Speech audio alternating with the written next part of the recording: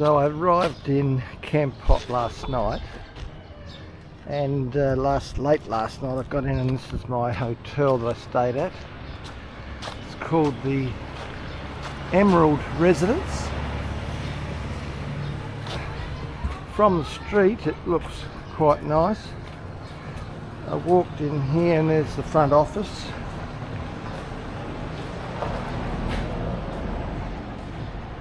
That's the front office there, and then down the side of the buildings here, they're quite modern.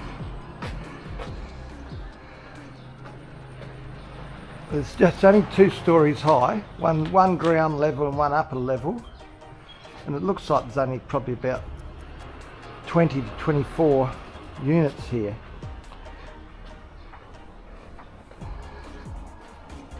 So it's a small site. It's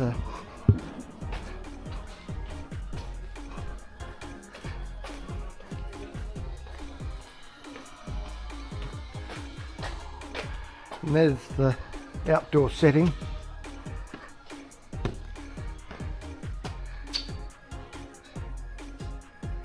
And that's the swimming pool. It's a nice looking setup. It's when I looked at it on the website it looked good, and when I got here it's very nice, modern.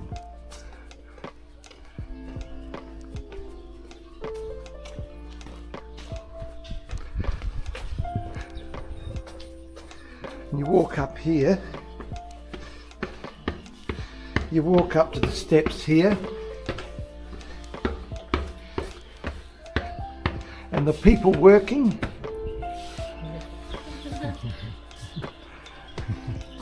and then you walk into your room here, and I slept here last night so it's a bit messy, but you'll get the overall look. It's a bath, it's very modern, doesn't look very old at all. You got windows there, big king size bed. The bed was beautiful. Air conditioning up there, television, and basic, but you know, quite reasonably modern and new. And a balcony here overlooking the pool. So that was where I've stayed. I'll just sit down here next to the pool. I have to talk about the trip from flying back into Phnom Penh, which is quite okay. Then I came from Siem Reap yesterday, flew into Phnom Penh thinking that I could get a bus from the airport to Kampot. Well, I got to the airport and they said, oh sorry, there's no bus stations here. So the tuk-tuk driver took me away, and they took me to a bus, supposed to be a bus station company.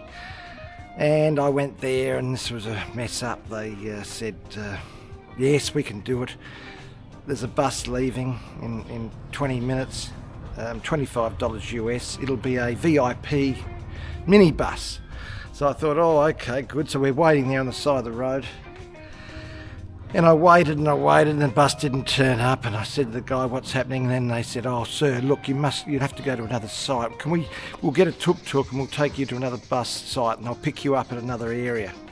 So I said, all right, okay. So we did that, and then a tuk-tuk picked me up and took me somewhere else, and then I got this new site, and by that time it was dark.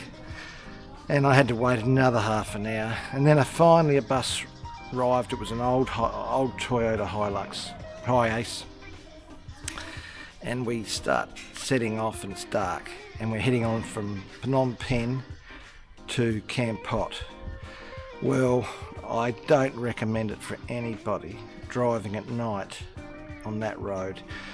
It was bad enough with my bus driver, who was a young guy, who was just a cowboy. He was driving up to cars in front, tailgating them, switching high beam on and off, on and off, trying to scare the cars in front, get them to move to the right hand side so he could get through. This went all the way through the metropolitan area, trying to get out of PPP. And then we got onto the sort of a quieter road, which was a main road, and turned into a single lane. So we had cars, trucks, motorbikes, all coming at us with high beam lights on. The road has no marked white lines to separate the lanes, and it was horrific. Cars with no tail lights, motorbikes with no tail lights, and cars passing, crossing over the line, or the make-believe line, because you couldn't see it.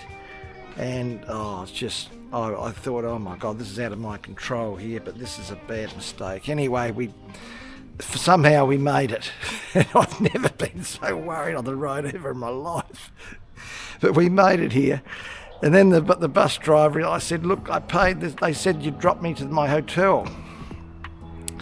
And the bus driver, no English of course, the bus driver, well that's what he pretended. I don't think he spoke English, but he didn't want to try and help me at all. He just dropped us in the street, basically, as soon as we got to Kampot. So then I'm trying to work out, why won't you drop me to my hotel?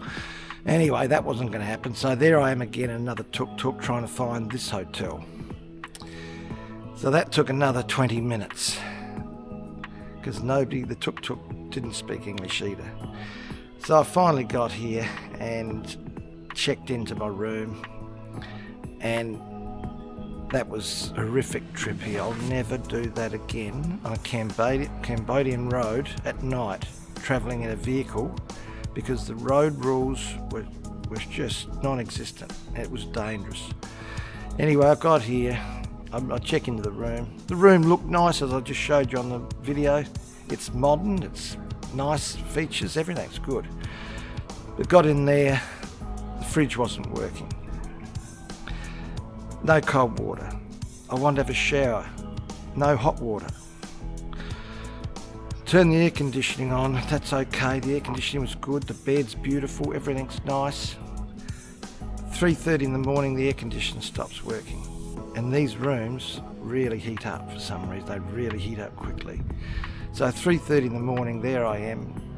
There's a young lad on the desk, and he doesn't speak any English at all. He's there by himself with one security guard at the front. Both of them, no English. 3:30 in the morning, I ring him, he comes up and says, the air conditioner's not working, he can't fix it. So he said, I'll give you another unit. So I was going to move in, I moved my stuff into the other one. He's playing around with the air conditioner. So he's playing around with the air conditioner, and I've just moved my gear out to the other adjacent apartment. Anyway, next thing you know, he's got it working. So then I move all my stuff back in again.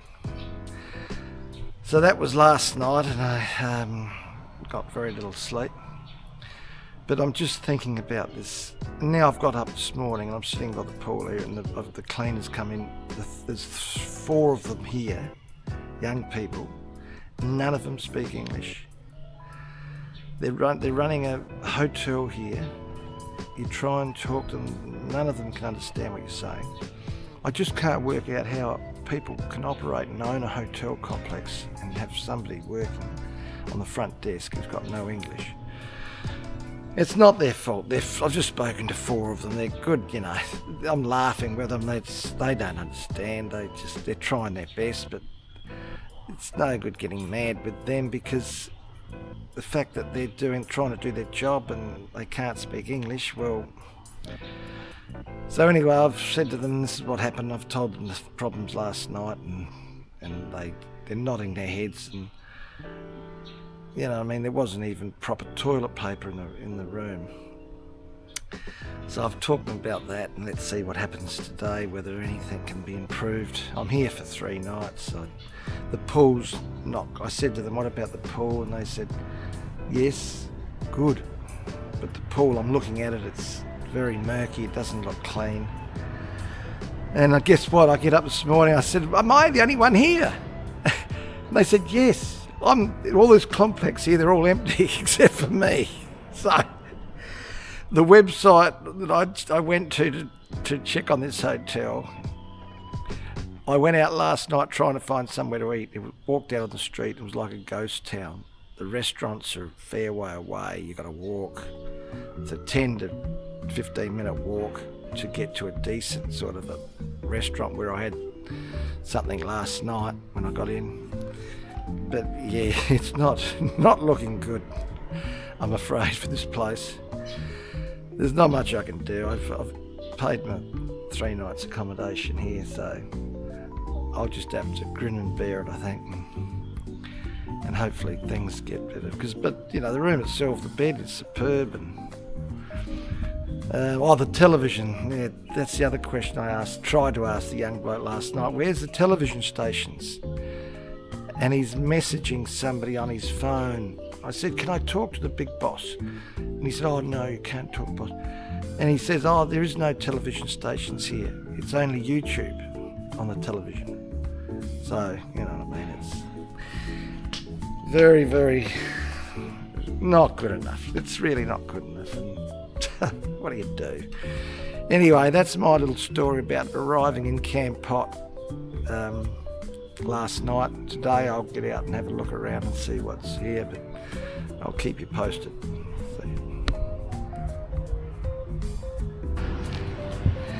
Yeah, well, I've left the hotel now, which is called the Emerald Residence, which is down that street. I've walked about 600 metres and I've got to this sort of a square here, which has got some sculptures in the middle there which are quite attractive. There's a roundabout with about 6 streets running off this. I'll give you a look at the street here, it's just normal.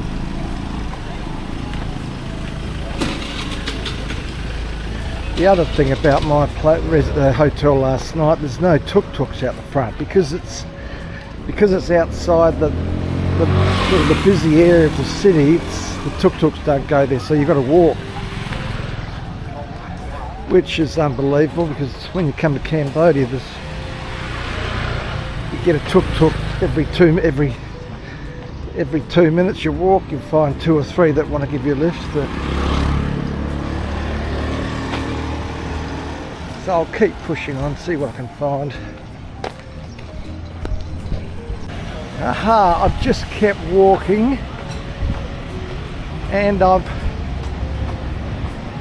ran into one Western guy, but he could speak English, but he only arrived here last night like I did, so he doesn't know too much about where anything is. But I've just kept walking and I've come across this big circle.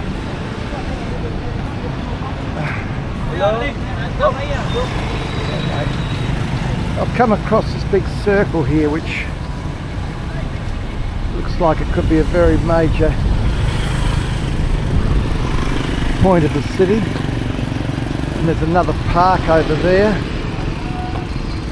But this is amazing, there's about 8, there's 1, 2, 3, 4, 5, 6, there's 7 streets come off of this roundabout. So you would have to think that's pretty well the centre of the city. But I'll keep pushing on. I'm trying to find a memory card shop. And I also need to get some money, some real.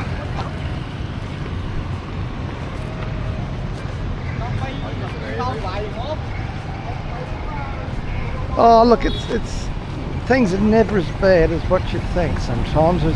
Things are never as good as what you think, and never as bad. It's quite a nice little low-key, relaxed city. Everything's pretty chilled.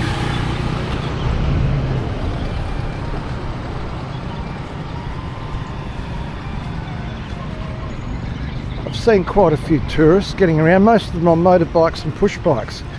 I think that's the way to see this place if you're staying here for any length of time. That looks like a sporting field in there. It's got light towers up, so they probably play soccer there, I'd say. Yeah, soccer's there. Oh, there up. There's a sign there, Penh Penh, 148 k's. So yeah, the trip last night was I wouldn't wish that on anybody driving at night with that sort of traffic and that sort of driving, overtaking and then hoping the cars coming in the opposite direction will slow down and let you in. Yeah, very dangerous.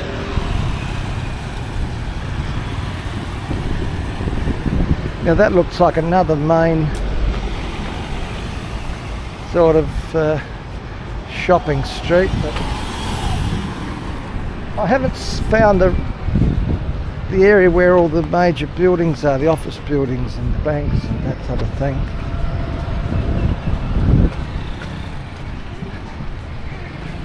But everybody I've asked so far, the locals, there's no English at all.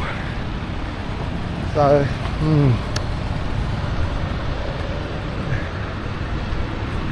there's a bank there. I might see if I can get some change.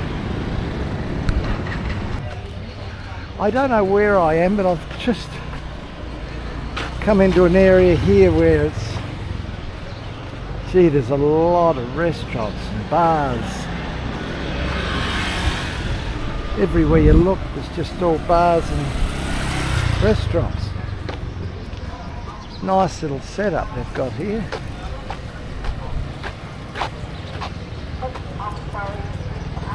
They told me there's a market, but it's about 4 kilometres away.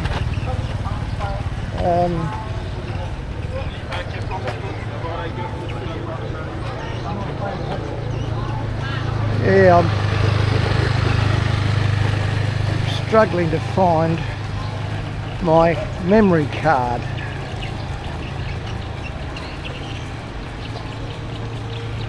I think there's a river down here. I think I see water. So I'm gradually finding my way around. We've got massage shops along here, nightclubs. Yeah, it's pretty clear that this is the entertainment area here. Section of about 5 or 6 streets.